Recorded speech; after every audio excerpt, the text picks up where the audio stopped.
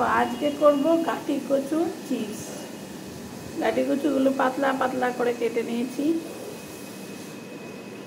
দিয়ে লবণ মাখিয়ে রেখেছি। লবণ কিন্তু বেশিক্ষণ মাখানো যাবে না, তাহলে একটু কালো কালো দাগ হয়ে যাবে। মানে লবণ মাখিয়ে এবার ভাজতে হবে। গরম হয়ে গেছে, এখন ভাজা হচ্ছে। মিডিয়াম ফ্লেমে আমি ভাজছি, আর নেড়েই যেতে হবে, না হলে একটার সাথে একটা লেগে যাবে।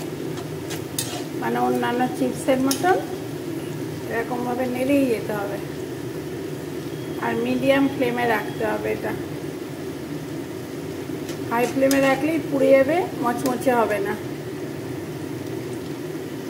তো ভাজা হয়ে গেছে, এবার আমি তুলে নেব।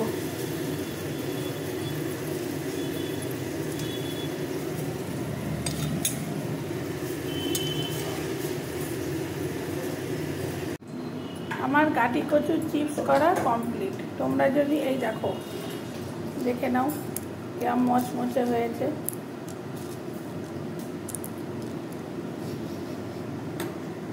তোমরা যদি দেখতে চাও গাটি কচুর চিপস, তাহলে আমার ভিডিওতে দেখে নিও।